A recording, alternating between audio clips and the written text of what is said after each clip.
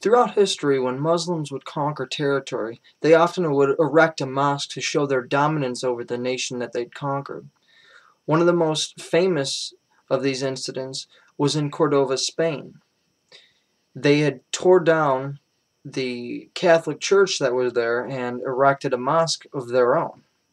The same thing is happening in the United States.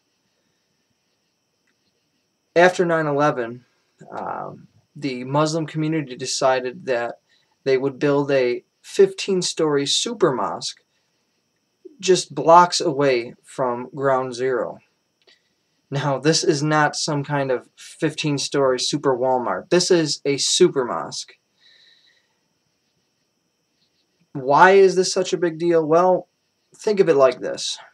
As the planes were crashing into the Twin Towers, without a doubt, the terrorists were screaming Allah Akbar, praying to the same God that would be worshipped at this 15-story super mosque.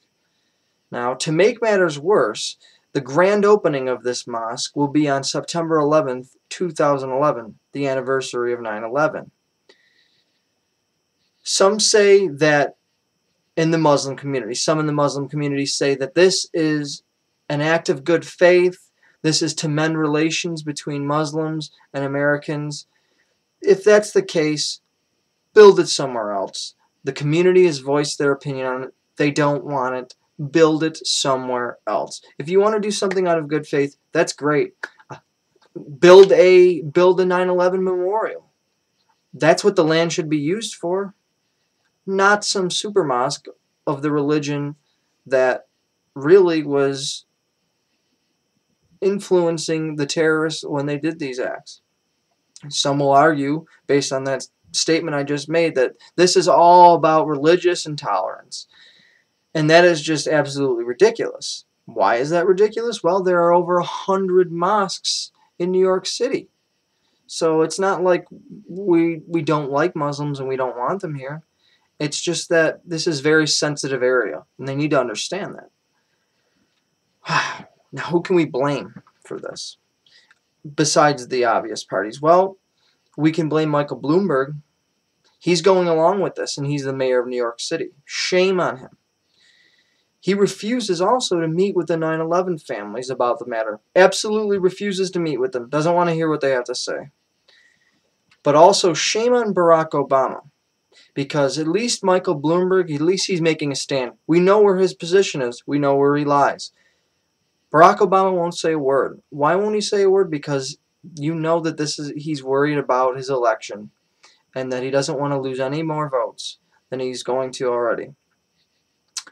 You know, another thing I was pondering about with this is how upset that the Muslim community gets if, you know, racial profiling happens towards them. And another incident that comes to mind is the South Park debacle, when the creators of South Park, they had an episode where they depicted the Prophet Muhammad. They put him in a bear costume, and the Muslim community went absolutely bonkers over this. They sent threats to them, yada yada.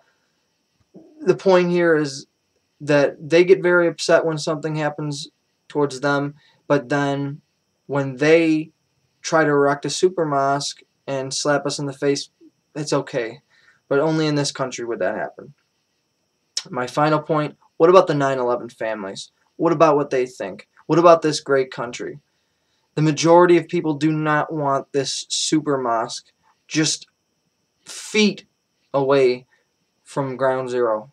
It's an absolutely absurd thing. Absolutely absurd. What about the 9/11 families? What about what they think? What about what the American people think? This is ridiculous. This mosque should not be there.